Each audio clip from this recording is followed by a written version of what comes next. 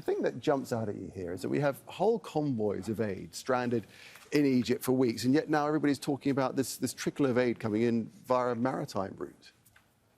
Yeah, well, I mean, this is a little bit nonsense. Everybody already mentioned how difficult it is technically to do that. They announced that a ship is already leaving a port in Cyprus, and the port is not there. So when they are going to build the port, it's a little bit tricky to claim that the aid will arrive in the coming days. So in the meantime, they have to use airdrops to reach the people. I think what is interesting to point out here is that for the first time, the European Union, the UK, and the United States are showing together their frustration about the lack of compliance on the Israeli side to guarantee that the civilians are not going to be affected or are not getting affected by this. 5 months late, yes, 5 months late, but at least they are giving a very strong message to Israel that this is the only way we can enter with help, with aid to these people, because you are not allowing to do it. Whether they should, on the other hand, pressure Israel to open the border, simply, this is something different. Maybe we are going to reach to that point when this idea of the port is discarded. What's interesting, because the UK Foreign Minister, David Cameron, as we were talking about earlier, he's saying that, well, the port, Biden's port, is going to take ages. Exactly. So Israel needs to open up Ashdod, the port of Ashdod, and that means the aid was be going through Israel. I mean, you know, it's so complicated. Most probably, this idea will be discarded in the few days when they realize that this is not possible, and then when they realize that they need, as everybody mentioned, the agreement from the Israeli government, and it will be managed by Israel. So nothing is going to change. At the end of the day, Israel is preventing aid to enter through Rafah.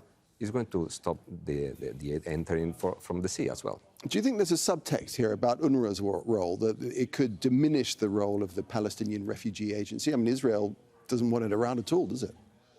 Could be. I mean, the UN agency has been under fire since a long time ago. I mean, the Israelis keep even attacking people that they are contributing to the United Nations agency, even though they are governments. I mean, the same members of the United Nations that they are contributing to the effort of the UNRWA. However, Israel keeps saying that these people that they support, UNRWA is terrorists, supporting terrorism, which is totally trying to discard absolutely UNRWA in providing any kind of official support to the people, but providing individual support that is showing, on the other hand, that the United States is caring about what is going on there. I mean, what Kimberly said about the campaign is very clear since the very beginning. It's not very timely for Biden, this crisis. Since the very beginning, we see how Democrats voters are changing their view about the conflict and how these primary elections are showing that. In December, we will see that these people that they didn't vote and committed, they might not go to vote. They will not vote to Trump, maybe, but they will not vote for Biden, meaning that the participation will be lower and Trump will win. Right. What will also not escape voters, you would think, is this kind of crazy contradiction of assisting passage of aid to help Palestinians while still providing weapons to kill them. Exactly. I mean, this has already happened a couple of weeks ago when Biden was, for the first time, or Kamala Harris was criticizing or saying very strong words for the first time. Biden was pushing the Congress to give an emergency aid financially to Israel to continue the war. So, of course, they need to show on one hand that they did not stop the support. I mean, the State of the Nation discourse was clear.